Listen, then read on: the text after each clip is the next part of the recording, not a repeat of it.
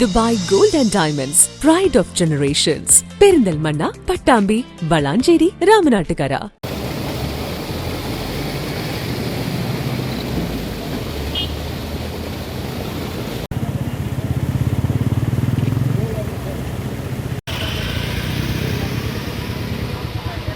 ശക്തമായ മഴയെ തുടർന്ന് കൊപ്പം പട്ടാമ്പി റോഡിൽ കല്ലേപ്പുള്ളി ഇറക്കത്തിൽ റോഡ് ഇടിഞ്ഞു താഴ്ന്നു.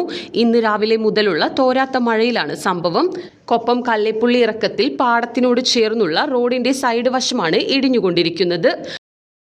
നമ്മുടെ കല്ലേപ്പുള്ളി ഇറക്കത്തിലുള്ള ഒരു പാലത്തിന്റെ ഒരു സൈഡാണ് ഇടിഞ്ഞു പോയിട്ടുള്ളത്.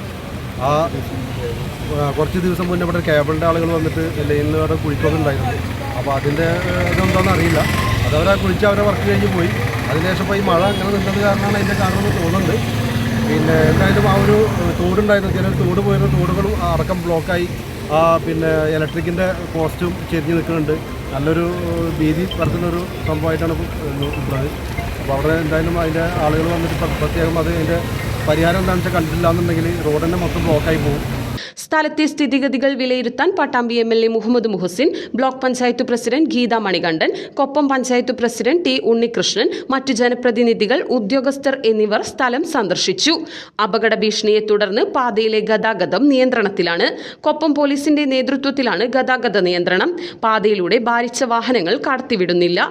പ്രശ്നം പരിഹരിക്കുന്നതിനാവശ്യമായ നടപടികൾ സ്വീകരിക്കുമെന്ന് MLA അറിയിച്ചു.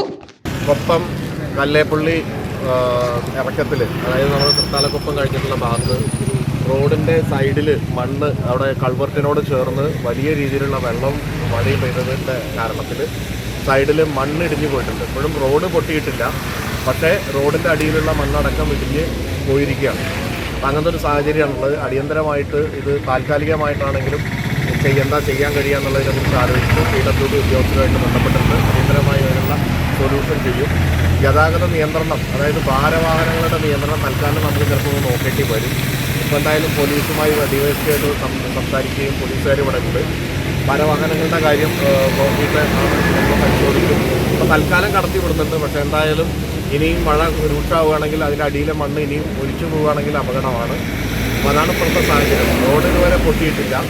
റോഡ് പൊട്ടിയിട്ടില്ലെങ്കിലും റോഡിൻ്റെ അടിയിലുള്ള മണ്ണ് ഒരു ഭാഗത്തെ ഒലിച്ചു പോയിട്ടുണ്ട്. അത് തന്നെ കൾവർട്ടിൻ്റെ സൈഡിലൊക്കെയുള്ള മണ്ണൊലിച്ചു പോയത് വലിയ തരത്തിലുള്ള അപകടത്തിന് സാധ്യത ഉള്ളതാണ്. അപ്പോൾ അത് പരിശോധിക്കാനുള്ള കാര്യങ്ങൾ PWD ഉദ്യോഗസ്ഥരും മറ്റുള്ളവരും ഇവിടെ എത്തിക്കൊണ്ടിരിക്കുന്നുണ്ട്. അത് അടിയന്തരമായി അത് പരിശോധിച്ച് വേണ്ട കാര്യങ്ങൾ ചെയ്യും എന്നുള്ളതാണ് അറിയിക്കാൻ.